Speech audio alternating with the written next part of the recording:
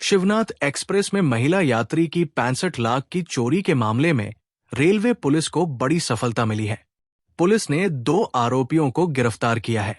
आरोपियों ने ज्वेलरी को 11 लाख में कोलकाता में बेचना स्वीकार किया है। पुलिस आरोपियों से पूछताछ कर रही है। में कैमरे काफ़ी हैं, लेकिन जहाँ पर ये कई जगह ऐसी जहाँ से चोरी होती वहाँ पे जहाँ जैसे उतर रहे हैं, जैसे यही ट्रेन थी जिसमें कि प्रार्थी जहाँ चढ़े वहाँ का तो फुटेज हमारे पास था, गोंदिया का मिल गया था, लेकिन जब वो यहाँ उतरे तो उसका फुटेज हमारे पास नहीं था। मतलब ये हम जानना चाहते थे उस बोगी से या उसके आसपास की बोगी से कौन उतरा, वो फुटेज हमारे पास नहीं था। और चूंकि ट्रेन में बहुत भीड़ होती है तो बहुत ज़्यादा आप मोबाइल सर्विसेज और लोकेशन पे आप भरोसा नहीं कर सकते, क्योंकि अगर आप एक टावर डंप लेंगे तो उसमें जाने कितने ही नंबर होंगे। इसलिए ये काम बहुत ज़्यादा कठिन था, जिसको हमारी टीम ने बहुत मेहनत के साथ सॉल्व किया।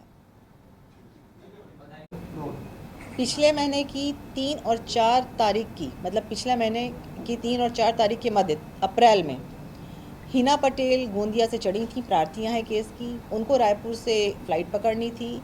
वे चढ़ी थी गोंदिया से रायपुर के लिए, और उनका पर्स जिसमें कि डायमंड ज्वेलरी थी, 45,000 रुपये थे, और उनका ट्रॉली बैग चोरी हो गया था, जिसकी रिपोर्ट उन्होंने रायपुर में उतरने के बाद की थी। शून्य पर कायमी करके घटनास्थल भिलाई का होने से FIR भिलाई में दर्ज की गई।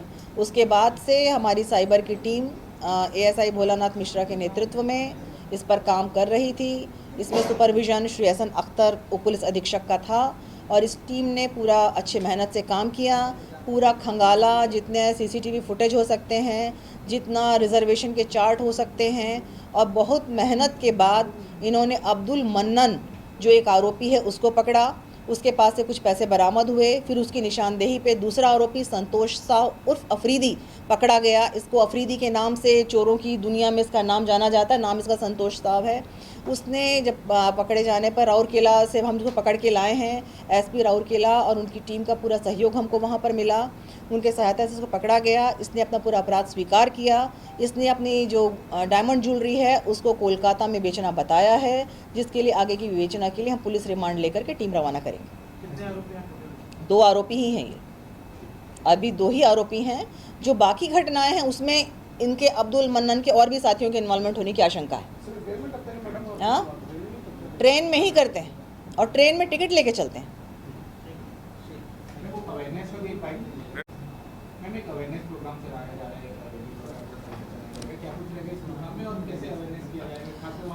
रेलवे स्टेशन में अपराध नियंत्रण के साथ साथ GRP का फोकस ये भी है कि जो महिलाएं घर से भटक कर आती हैं और जो घुमंतु बच्चे जो नशे के शिकार हो रहे हैं उनके लिए भी एक कार्यक्रम चलाया जाए। तो इसके लिए महिला बाल विकास विभाग, समाज कल्याण विभाग और RPF के साथ हम लोगों ने एक मीटिंग की थी।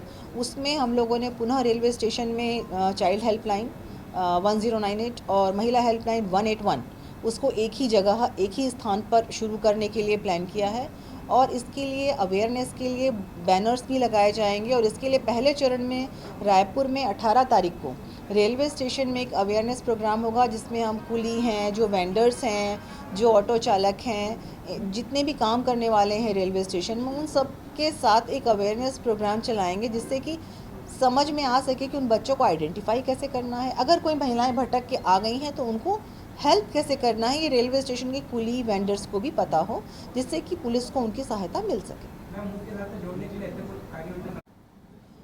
ये खासकर 65 लाख की जो ज्वेलरी चोरी हुई थी, जिसका खुलासा मैंने अभी किया है, इसके होने के बाद जब हम लोगों ने कैमरों की स्थिति देखी, उसके बाद ये हमने पत्र लिखा है बिलासपुर रायपुर DRM को, और कॉपी हमने IG साहब RPF को दी है और कमांडेंट्स को भी दी है कि कैमरों की संख्या बढ़ाई जाए, जिसमें कि बोगियों में भी कैमरे रखे जाएं। खासकर AC2 AC1 में वारदात करने की जो टेंडेंसी नज़र आ रही है, और AC में ही नहीं, सभी बोगीज़ में, अगर सभी कोचेस में अगर कैमरे होंगे तो हमको इन्वेस्टिगेशन में आसानी होगी।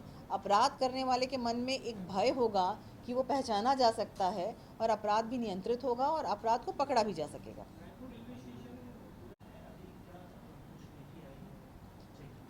इसमें हम लोग जब RPF के साथ हमारी मीटिंग हो चुकी है 2-3 बार, और हम लोगों ने रायपुर और बिलासपुर में अचानक रात में कॉम्बिंग गश्त भी की है कई बार, और RPF के साथ मिलकर हम लोग पेट्रोलिंग कर रहे हैं।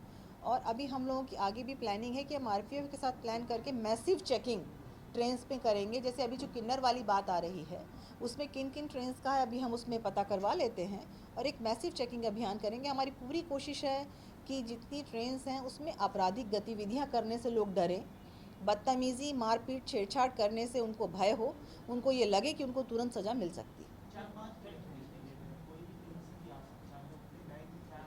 ब्लाइंड केस और इसमें हमारी टीम ने लगातार मेहनत की। डीजीपी साहब का फोकस था कि बेसिक पुलिसिंग स्ट्रॉन्ग करें, तो डिजिटल अभी रेलवे जो केंद्रीय रेलवे मंत्रालय है उसकी योजना पे काम चल रहा है और आपके रायपुर और बिलासपुर में नए रेलवे स्टेशंस का काम प्रगति पर है। तो मुझे लगता है कि ये सब चीज़ें भी भविष्य में हैं और उनके पास स्कैनर भी था, वो ख़राब हो गया है। तो आगे सभी चरणों में काम समयबद्ध तरीके से होगा और स्कैनिंग और चेकिंग के बाद में भविष्य में यात्री प्रवेश कर पाएंगे। कोच में एक्चुअली AC1 का कोच था जो आधा फर्स्ट क्लास और आधा AC2 होता है, उसमें उनका पर्स और ट्रॉली बैग चोरी गया। में जोड़ने की कार्य योजना सरकार के द्वारा बनाई हुई है, उसको सही तरीके से इम्प्लीमेंट करवाने की हमारी कार्य योजना है, क्योंकि समाज कल्याण विभाग और महिला बाल विकास विभाग के पास पहले से ही इसकी कार्य योजना है, परंतु ये कार्यान्वित नहीं हो पा रही थी। चाइल्ड हेल्पलाइन सेंटर किन्हीं कारणों से रायपुर रेलवे स्टेशन में बंद पड़ा हुआ है, तो उसको हम लोग शुरू करें, जिसको इन्होंने 11 लाख में बेचा है।